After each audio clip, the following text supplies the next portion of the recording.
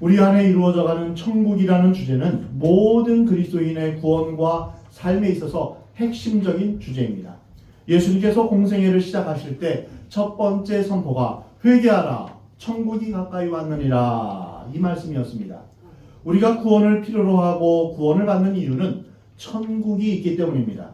천국이 없다면 구원 문제가 그렇게 심각할 필요가 없습니다. 이 천국은 지금 어디에 있을까요? 천국은 이미 우리 안에 있습니다. 예수님께서 말씀하시기를 하나님 나라가 여기 있다 저기 있다 할 것이 아니라 하나님의 나라는 너희 안에 있느니라 라고 말씀하셨습니다.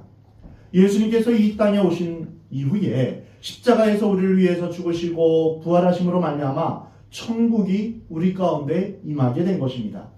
우리가 하나님 앞에 갈 수 있는 길이 열린 것입니다.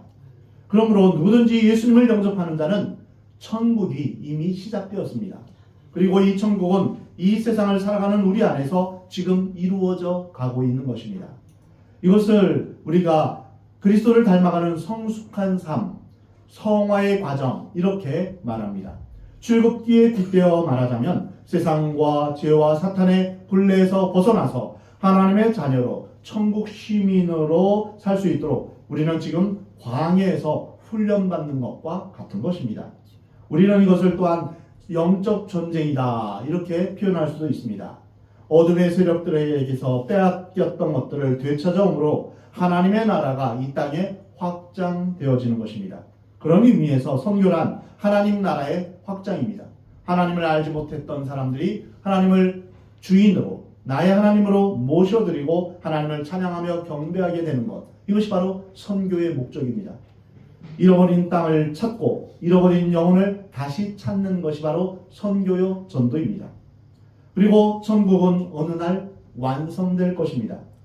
마지막 날 주님께서 다시 오신 이후에 우리가 육신의 옷을 벗어버리고 주님 앞에 설 때 그 영광스러운 완전한 천국, 찬란한 천국을 우리가 경험하게 될 것입니다. 주님께서 승리의 심판주로 재림하실 때 우리는 완전한 천국을 우리는 보게 될 것입니다. 천국은 하나님의 통치와 주권이 이루어지는 그러한 세계입니다. 즉 어떤 지역이나 땅의 개념이 아닙니다. 눈에 보이는 여기 있다 저기 있다 하는 그런 장소의 개념이 아니라 통치의 개념입니다. 하나님께서 통치하시고 주님이 계신 곳은 어디든지 하늘나라입니다. 그러므로 예수님을 영접한 사람은 누구든지 예수님을 영접한 그 순간부터 그 영원 깊은 곳에 천국이 시작되는 것입니다. 천국은 죽은 후에 가는 어떤 곳이 아니라 예수님을 영접한 순간부터 이 지상에서 우리는 경험할 수 있는 것입니다. 그러나 이 천국은 아직 완성되거나 완숙된 경험이 아닙니다. 우리의 경험이 아직 미완성이고 아직 이 땅 곳곳에 하나님 나라가 아닌 세계가 아직도 많이 있습니다. 정치 권력이나 경제 구조뿐 아니라 세상의 모든 사회 구조 속에서 아직도 하나님의 통치가 이루어지지 않은 그런 어두운 영역이 많이 있습니다. 그래서 우리는 기도할 때 하나님 나라를 위해서 기도할 때 우리는 하나님의 통치, 하나님의 다스리심이 이 땅 가운데 있기를 위해서 기도해야 될 것입니다. 예수님을 영접한 우리에게도 아직 예수님이 통치하지 않은 영역이 혹시 있을지도 모릅니다. 내 마음 그리스도의 집이라는 그런 책이 있습니다. 거기에 나오는 내용처럼 내 안방, 내 서재, 내 작업실, 내 다락방, 내 지하실 등 예수님께 보여드리고 싶지 않은 내 마음대로 살고 싶은 내 삶의 영역이 있을 수 있습니다. 예수님은 그 부분까지도 다스리시기를 원하십니다. 천국은 이런 의미에서 자라나고 확장되는 것입니다. 이는 천국에 대해서 나의 눈이 떠가는 과정이며 이 세상에서 천국의 영토가 계속 확장되어 간다라는 것을 의미합니다. 이것은 어린아이 때의 세상을 이해하는 것과 성인이 되었을 때 세상을 이해하는 것이 다른 것과 마찬가지입니다. 언젠가 이 세상에서 믿음의 선한 싸움을 다 싸우고 달려갈 길을 나아간 후에 우리는 이 육신의 몸을 벗을 날이 올 것입니다. 그때 하늘의 천사의 환영을 받는 가운데, 나팔 소리 가운데 영광스럽고 온전한 하나님의 나라가 우리 앞에 전개될 것입니다. 새 하늘과 새 땅이 임하며 그 안에 새 예루살렘이 임하게 될 것입니다. 하나님께서 우리와 친히 함께 계시고 사망이나 애통하는 것이나 아픈 것이 더 이상 있지 않게 될 것입니다. 우리는 천국에서 영원히 하나님을 찬양하며 하나님과 성도들과 아름다운 기쁜 교제를 하게 될 것입니다. 예수님은 오늘 본 말씀에서 장차 오게 될 천국을 열처녀의 비유로 알려주셨습니다. 그때 천국은 마치 등을 들고 신랑을 맞으러 나간 열처녀와 같다 할 것이니 그 중에 5은 미련하고 5은 슬기 있는 자다. 여기서 천국을 어떻게 말하고 있습니까? 천국과 우리의 관계는 어떠할까요? 첫 번째로 천국은 신랑을 맞이하는 신부와 같다라고 말씀하십니다. 신랑은 바로 우리 주 예수 그리스도이십니다. 남편이 누구냐에 따라서 아내의 위치가 결정됩니다. 남편이 돈이 많으면 그 아내는 부유하게 살고 권력이 있고 지위가 높으면 더불어서 같은 공동체에 살게 됩니다. 남편이 대통령이면 영부인으로서 같이 해외 순방도 가고 또 함께 이제 여러 가지 일들을 하게 되죠. 물론 아내가 출세하여 남편이 따라가는 경우도 있지만 그래도 남편이 누구냐에 따라 가정의 모습이 어느 정도 결정됩니다. 우리의 신랑은 이 세상을 만드시고 우리를 위해 십자가에서 죽으신 예수 그리스도이십니다. 우리를 얼마나 사랑하셨던지 자신의 목숨을 아낌없이 내어주시면서 우리를 구원하신 우리의 남편입니다. 그저 부부싸움하고 자존심 싸움하는 그런 남편이 아닙니다. 우리의 영원한 신랑이신 예수 그리스도를 찬양하시기 바랍니다. 예수님을 노래하고 예수님을 전하시기 바랍니다.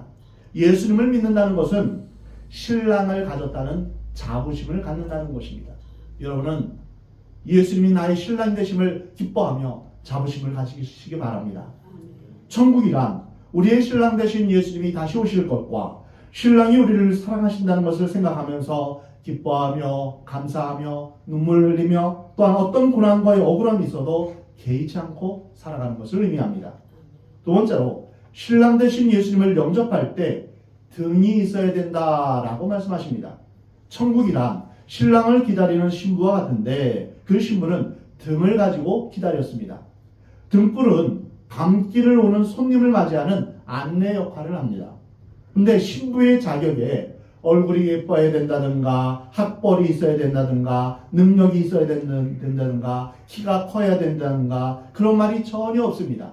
그저 신랑을 맞이하는 신부는 등불만 있으면 됩니다.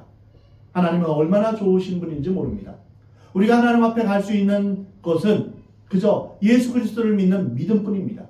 나의 무슨 학벌이나 조건이나 또한 내가 내세울 만한 것이 있어서 하나님 앞에 구원받는 것이 아닌 것입니다. 그러면 이 등불을 준비한다는 것은 무슨 의미일까요? 마지막 때 성도들이 할 일은 성령 충만으로 능력을 받아서 예수 그리스도의 증인된 역할을 감당하는 것입니다. 이것이 곧 등불과 같은 것입니다. 그리고 주님 앞에 찬양하며 예배하는 그런 예배자의 삶입니다. 또한 베드로후서 3장을 보면 마지막 때 거룩한 행실과 경건함으로 하나님의 날을 기다리는 것을 의미합니다. 또한 마태복음 24장을 보면 적그리스도가 나타날 것인데 적그리스도에게 미혹당하지 말고 깨어 기도하며 준비하라 말씀하십니다. 이것이 마지막 때의 등불과 같은 것입니다. 우리나라 1960년대 중반에 베트남 전쟁에 참여한 그런 파병을 간 군인들이 있었습니다. 그 참전한 사람들은 죽음을 무릅쓰고 고생하며 번 돈을 자기 아내에게 보냈습니다. 그들은 귀국할 때까지 아내가 살림을 잘 해줘서 아이들을 키우고 집 한 칸 마련해서 잘 살게 되기를 원했을 것입니다. 또 1980년대 초반에 우리나라 건설 회사들이 사우디나 쿠웨이트 건설 현장으로 진출했습니다. 근데 그때 근로자들은 돈을 벌어서 한국에 있는 자기 아내에게 보냈습니다. 근데 많은 해외 근로자들이 조국에서 오는 신문을 보고 불안해하고 동요했습니다. 보내준 돈으로 자식을 잘 키울 줄 알았던 아내들이 춤바람이 나고 계모임이 성행한다 이런 기사가 났기 때문입니다. 전쟁의 대가로 월급을 보내고 뜨거운 모래바람이 부는 외국의 건설 현장에서 힘들게 돈 벌어 보내면 엉뚱하게 잘못 쓰는 아내들이 참 많이 있었다고 합니다. 그것은 세상과 적그리스도에게 유혹받는 것과 같은 것입니다. 반면에 아이를 잘 키우고 새벽마다 교회 나와서 기도하고 남편이 보내준 돈을 잘 관리해서 집 한 칸 마련해서 남편 오기를 기다리는 아내가 있습니다. 이렇게 두 종류의 아내들이 있습니다.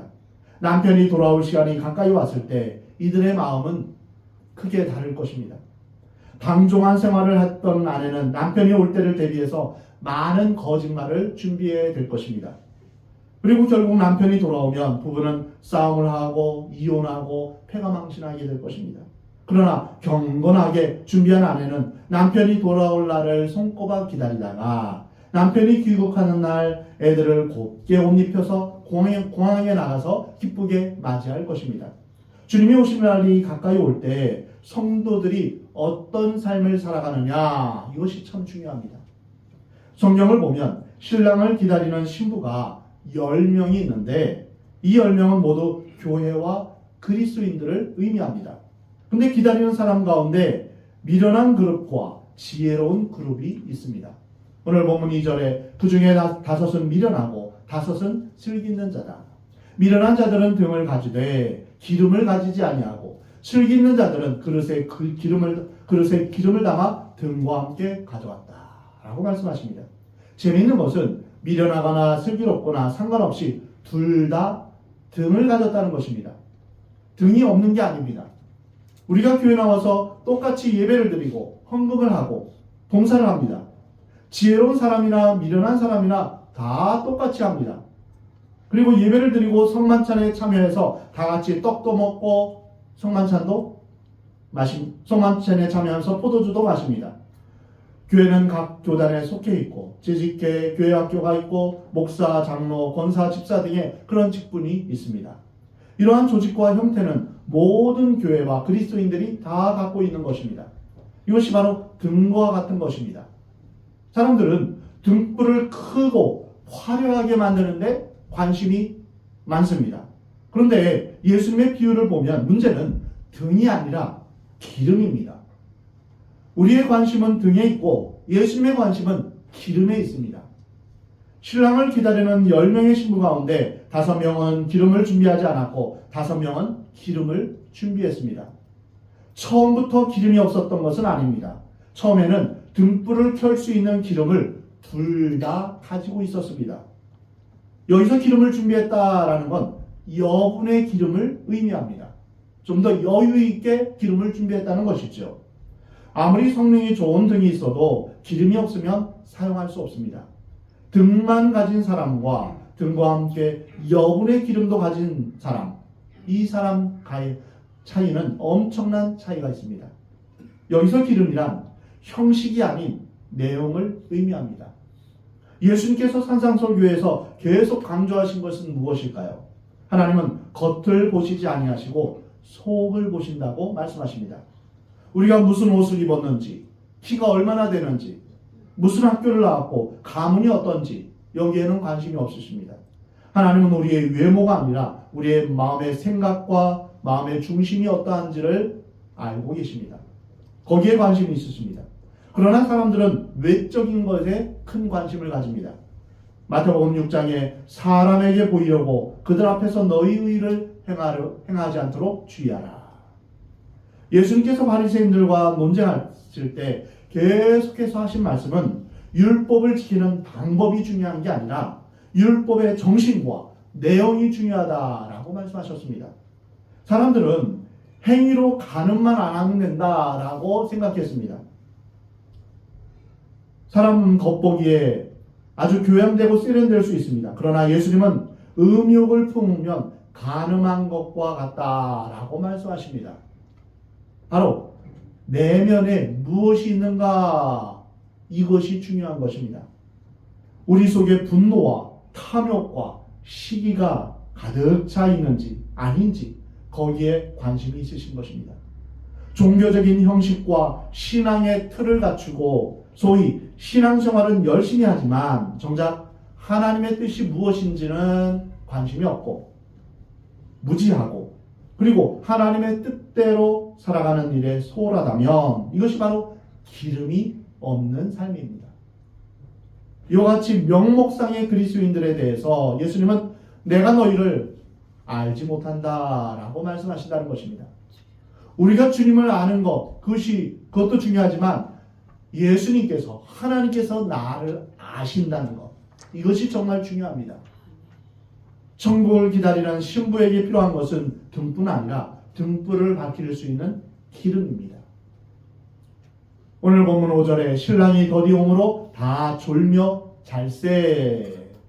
문제는 신랑이 더디오는 것에 있습니다. 신랑이 언제 오는지는 아무도 모릅니다. 그날은 천사도 모르고 아들도 모르고 아무도 모른다고 했습니다. 예수님이 언제 오리라 하신 그 약속을 뒤로 미룬 것이 아닙니다. 예수님이 더디 오신다는 것은 사람들이 기대하고 기다렸던 것보다 늦게 오신다는 그런 뜻입니다. 사람들은 일반적으로 모든 일에 기대와 계산을 합니다. 이런 일은 요 시간에 요때 될 것이다. 또 이런 일은 또 내가 이런 일을 하면 이 사람들은 이런 반응을 보일 것이다. 이런 기대와 계산이 있습니다. 우리가 기대하고 생각하며 꿈꾸는 것은 다 어디에 근거할 것일까요? 모두 다 우리의 경험과 욕심과 이성과 우리의 배경에 근거한 것입니다. 10명의 처녀들은 신랑이신 주님이 오실 시기를 작정하고 잔뜩 기대했을 것입니다. 이때쯤 오실 것이다. 이렇게 계산했을 것입니다. 그리고 그 시기까지 필요한 양의 기름을 준비했을 것입니다. 그러나 하나님의 시간과 사람의 시간은 다릅니다. 하나님의 방법과 사람의 방법은 다릅니다. 나의 생각, 나의 방법, 나의 기대, 나의 열심 이런 것들이 무너져야 합니다. 세상 만자가 내 뜻대로 안 될 때 사랑하는 성도 여러분 할렐루야 라고 외치시기 바랍니다. 왜냐하면 주님 제 뜻이 무너졌으니 이제 주님의 뜻이 이루어질 때입니다. 이러한 믿음을 가지시기 바랍니다. 내 뜻이 이루어지지 않았다고 화를 내고 또한 복수하며 또한 우리가 믿음을 방치하는 그런 일이 있어서는 안 됩니다. 세상 일뿐 아니라 신앙생활에도 마찬가지입니다. 하나님의 의도는 자기 지식이나 가문이나 세상이나 권력을 의지하는 우리의 마음을 철저하게 꺾는 데 있습니다.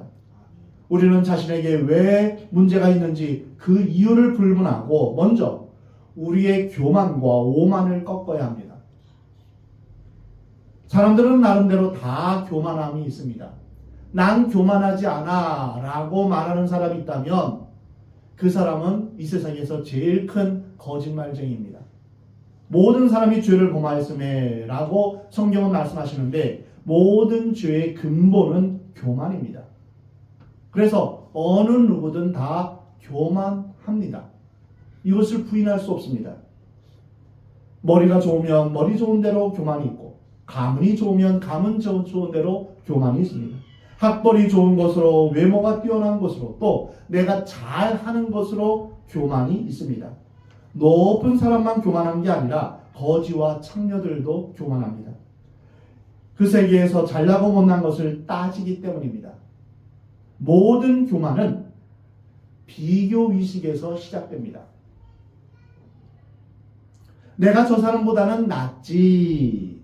이 마음이 바로 교만입니다. 바리새인의 기도가 바로 그러했습니다. 하나님, 내가 저 세리보다는 저 죄인보다는 좀 낫지 않겠어요? 일주일에 2번씩 금식하고 11조도 꼬박꼬박 내고 이렇게 하면서 자기의 의를 자랑했습니다. 세리보다는 낫다는 것이죠. 그러나 우리가 전능하신 하나님, 죄 없으신 거룩하시고 크고 위대하신 하나님 앞에서 그 하나님의 면전에 있는 사람은 절대로 자랑할 것이 없습니다. 여러분, 크고 위대하신 하나님 앞에서 내가 내세울 게 뭐가 있겠습니까? 하나도 없습니다. 사랑하는 성도 여러분, 여러분 가운데 영원한 것 외에는 자랑하지 마십시오. 우리의 자랑은 오직 하나님과 우리 주 예수 그리스도의 십자가 외에는 자랑할 것이 없습니다. 왜입니까? 이 세상의 것은 지나가기 때문입니다. 아무리 예쁘고 잘생겨도 한때입니다. 아무리 돈이 많아도 한때입니다. 권력도 역시 마찬가지입니다. 우리에게 주어진 인생 가운데 영원한 것이 있습니까? 영원한 것은 아무것도 없습니다. 오직 하나님께 속한 것만이 영원합니다. 그래서 우리가 하나님 앞에 속했고 또한 우리 안에 예수 그리스도의 생명이 있는 것, 이것만을 우리는 자랑해야 됩니다. 그러나 사람끼리 비교하면 교만해집니다. 도둑들 사이에서도 누가 도둑질 잘하냐, 그것을 따집니다. 친한 친구끼리 만나면, 동창 만나면 허세를 떨며 자랑하고 싶은 것이 인간의 속성입니다. 교만은 높은 위치에 있는 것이 아니라 모든 영역에 다 나타나는 것입니다. 하나님의 관심은 나를 철저하게 깨부수는 데 있습니다. 우리가 받는 고난은 그리스도를 믿기 전에는 마귀와 상관되는 것이지만 예수님을 믿고 나가서 생기는 고난은 하나님께서 나의 성격과 성품을 고치시고 겸손하게 만드는 데 관계되는 것입니다. 우리 자신을 한번 돌이켜 보십시오. 나는 이만하면 괜찮은 신앙인이다 라고 말할 사람이 있습니까? 아직도 더 깨지고 부서져야 할 것입니다. 신랑이 더디오는 것은 약속을 위반한 것이 아닙니다. 이것은 하나님께서 실수하는 것도 아닙니다. 하나님의 계획이요, 준비된 사람과 준비되지 않은 사람을 구분하는 하나님의 방법입니다. 신랑이 더디옴으로 무슨 현상이 생겼습니까? 슬기로운 자들과 미련한 자들이 다 졸았다고 되어 있습니다. 성경은 우리에게 깨어있으라 라고 말씀하십니다. 로마서 13장에 또한 너희가 이 시기를 알거니와 자다가 깰 때가 벌써 되었다. 그러나 인간은 정신 똑바로 차리고 깨어있을 만한 존재가 아닙니다. 깜빡깜빡 조는 것이 인간입니다. 하나님은 우리가 실수하고 조는 것을 이해하십니다. 근데 계속 조는 것은 곤란합니다. 예수님이 겟세마네 동산에서 땀이 피가 되도록 기도하실 때 베드로도 잤습니다. 근데 예수님은 베드로를 깨우지 않고 혼자 기도하셨습니다. 우리가 육신을 가지고 있기에 결심을 했다가도 풀어지고 이렇게 살면 안 되지 라고 마음먹었다 안 될 수도 있습니다.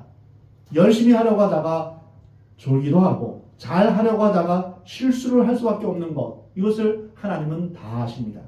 근데 조는 것이 문제가 아니라 기름을 준비하지 않은 것이 문제입니다. 오늘 본문 6절에 밤중에 소리가 나되 보라 신랑이로다 맞으러 나오라 하매 이에 그 처녀들이 다 일어나 등을 준비할세 미련한 자들이 슬기는 자들에게 이르되 우리 등불이 꺼져가니 너희 기름을 좀 나눠달라 하거늘 슬기는 자들이 대답하여 이르되 우리와 너희가 쓰기에 다 부족할까 하니 차라리 파는 자들에게 가서 너희 쓸 것을 사라. 졸고 있을 때 신랑이 온다는 소식이 들립니다. 근데 이 처녀들은 처음부터 기름이 없는 빈 등을 가지고 온 게 아닙니다. 그들은 모든 기름을 준비했는데 그것은 예수님이 언제쯤 오실 것이다 라는 자기 생각대로 준비한 것입니다.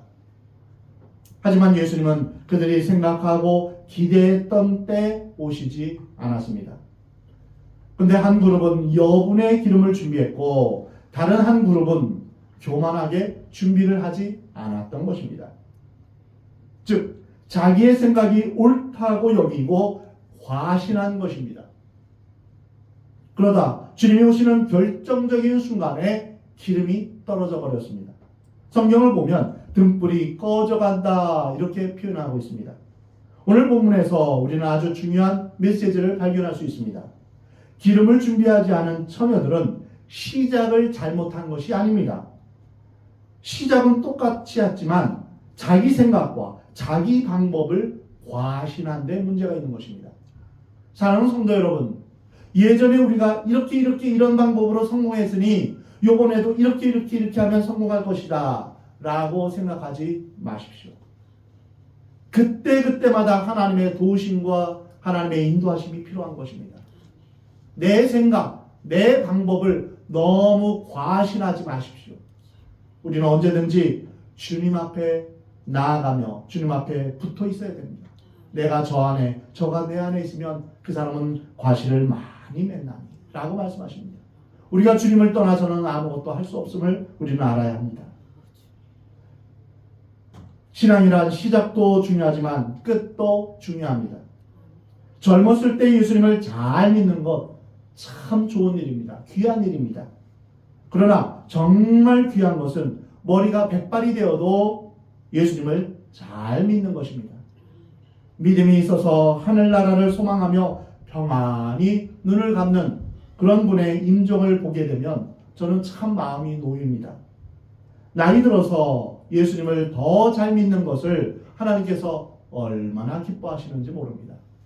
어릴 때 정말 하나님 전에 나와서 주님을 찬양하며 예배하던 그 마음이 변치 않고 끝까지 가는 것, 그것을 하나님께서 얼마나 기뻐하실까요? 젊은이들만 있는 교회가 아니라 어른들이 있는 교회, 노인들이 있는 교회가 되어야 합니다. 이것이 바로 성숙한 교회입니다. 자기를 과신하고 또 자기의 판단을 과신해서 기름을 적당히 준비했던 사람들은 주님이 오신다는 소식에 당황하기 시작했고 기름을 준비한 사람들에게 통사정을 했습니다. 그러나 그들은 거절당하고 기름 파는 곳으로 급히 달려갔습니다. 오늘 본문 10절에 그들이 살아간 사이에 신랑이 오므로 준비하였던 자들은 함께 혼인잔치에 들어가고 문은 닫힌지라. 그 후에 남은 처녀들이 와서 이르되 주여 주여 우리에게 열어주소서. 이 사람들은 신랑이 오신다는 소식을 들었으나 기름은 다 떨어졌고 누가 빌려주지는 않으니 밤에 죽을 힘을 향해서 허겁지겁 기름집을 찾아갔습니다. 깊이 잠든 주인을 깨워서 급히 기름을 좀 얻었을 것입니다. 기름을 겨우 담아서 또 죽을 힘을 향해서 뛰어왔습니다. 그런데 문이 닫힌 것입니다. 여기에 이 비유의 클라이막스가 있습니다. 여기서 우리는 허겁지겁 신자, 헐레벌떡 신자를 보게 됩니다. 인생에 있어서 항상 한 박자 늦는 사람들이 있습니다. 예배 시간에도 늦습니다. 만왕의 왕이신 하나님을 만나고 예배하는데 늦게 와서야 되겠습니까? 예배가 시작되고 한창 찬양할 때 오시는 분이 있습니다. 설교 시간에 오시는 분도 있습니다. 한 나라의 대통령을 만나는데도 먼저 와서 기다려야 되지 않겠습니까? 약속 시간에 늙는 것은 상대방을 존중하지 않는 것입니다. 온 세상의 왕이신 하나님을 뵙는데 늦는다는 것은 말이 되지 않습니다. 천국문이 닫히는데 우리는 늦어서는 안 됩니다. 하나님께서 말씀하시는데 반응이 늦어서는 안 됩니다. 하나님의 말씀에 즉각적으로 순종해야 됩니다. 하나님 말씀하시는데 하나님 그냥 내일 할게요. 그냥 며칠 후에 할게요. 이렇게 하나님 앞에 즉시 응답하지 않는 것은 불순종과 똑같은 것입니다. 군대에서는 즉각적인 순종이 필요합니다. 총탄이 날아오고 수류탄이 날아올 때 엎드려! 라는 명령이 떨어지면 즉각적으로 반응해야 됩니다. 왜요? 라고 말하면 이미 총에 맞아 죽은 상태입니다. 이미 늦었습니다. 하나님 우리에게 말씀하시는 것은 생명이요 구원입니다. 인생에 있어서 한 박자 늦는 것은 세상에선 그런 대로 넘어갈 수 있지만 다음 기회가 있지만 영적 세계에서는 안 통합니다. 문이 닫혔으니까 그들은 할 말이 많았을 것입니다. 안타까워하며 문을 두들겨 보지만 문은 열리지 않습니다. 이것이 영적 세계의 진리입니다. 오늘 본문 12절에 대답하여 이르되 진실로 너희에게 이르노니 내가 너희를 알지 못하노라. 문 안에서는 너희를 모른다라는 대답이 있게 됩니다. 오늘 우리는 이 말씀을 하나님의 음성으로 들어야 합니다. 기회가 주어질 때 우리는 준비해야 합니다. 결정적인 순간이 오면 문은 다시 열리지 않습니다. 주님이 재림하신 후에 예수님 5분만 있다 다시 오세요 라고 사정한다고 해서 주님이 잠깐 다시 가셨다가 다시 오실까요? 아닙니다. 주님이 오시면 그걸로 끝입니다. 죽음이 정확하게 칼같이 오듯이 주님은 그렇게 오십니다. 그러므로 결론적으로 주님은 오늘 본문 13절에서 이렇게 말씀하십니다. 같이 읽겠습니다. 13절 시작. 그런즉 깨어있으라. 너희는 그날과 그때를 알지 못하느니라. 그런즉 깨어있으라. 이것이 바로 결론적으로 우리에게 주시는 말씀입니다. 사랑하는 성도 여러분, 이 말씀은 하나님께서 우리 각자에게 주시는 말씀입니다. 등불은 예수님을 믿는 순간에 우리 모두 다 준비되었습니다. 문제는 기름이 준비되어 있는가라는 것입니다. 우리가 성령 충만해서 이 마지막 시대에 예수님의 증인으로 살아가고 있는가? 거룩하고 경건하고 절제된 깨끗한 생활, 순종하는 삶을 살고 있는가? 오늘 주님이 오시면 여러분은 어떻게 대답하시겠습니까? 아멘, 할렐루야, 주님 어서 오시옵소서 환영하시겠습니까? 우리는 주님의 성품을 닮아 온유하고 겸손해야 합니다. 주님께서 우리에게 바라시는 열매는 무엇일까요? 바로 우리의 성품입니다. 하나님이 원하시는 예수님의 성품이 우리 안에 있는가? 이것을 우리는 늘 우리 자신을 점검해야 합니다. 지금은 우리 안에 분노와 미움과 시기를 가득 채울 때가 아닙니다. 다른 사람과 경쟁하거나 다른 지체를 무시해서는 안 됩니다. 우리가 다른 사람을 무시하는 순간 우리는 예수님을 무시하는 것과 같은 것입니다. 작은 소자에게 한 것이 곧 나에게 한 것이다. 우리는 다른 지체에 대해서 무시하는 그런 언행을 할 때마다 우리는 예수님을 무시하는 것과 같다라는 것을 우리는 기억해야 할 것입니다. 우리는 하나님의 마음으로 서로 용서하고 서로 사랑해야 합니다. 우리의 믿음을 깊게 해서 영적으로 우리의 신앙의 내용을 채울 때가 되었습니다. 그러니 불필요한 것에 시간을 빼앗기지 말고 정열을 쓸데없는 곳에 쏟지 말아야 합니다. 죄 짓는 것에 마음을 빼앗기고 세상 즐거움에 현혹되어서는 안 됩니다. 우리에게는 시간이 제한되어 있고 정열이 제한되어 있고 건강에 제한이 있습니다. 우리의 살 날이 얼마 남았을까? 여러분 스스로 한번 헤아려 보시기 바랍니다. 우리가 이 땅에서 계속 살지는 못합니다. 주님이 언제 오실지도 우리는 알 수 없습니다. 우리가 주님 앞에 언제 갈지 모릅니다. 개인의 종말과 우주의 종말은 때를 알 수 없습니다. 지금은 기름을 준비할 때입니다. 하나님과 더불어 깊은 하나님과 관계를 가지고 성숙한 믿음을 가져야 할 시기입니다. 사랑하는 성도 여러분, 여러분 모두 신랑 되신 예수님이 다시 오실 때 기쁨으로 맞이할 수 있게 되기를 우리 하나님은 원하십니다. 어느 한 사람 낙오되지 않고 온전히 그 주님 앞에서 아멘 할렐루야 어서 오시옵소서 그 주님을 맞이하시기 바랍니다. 우리 모두 주님 맞이하는 마지막까지 깨어 기도하며 순종의 삶을 살다가 마지막 때가 되어 영광의 주님을 만나서 영원한 천국 잔치에 들어가게 되는 그런 은혜와 복이 있기를 우리 주님은 원하십니다.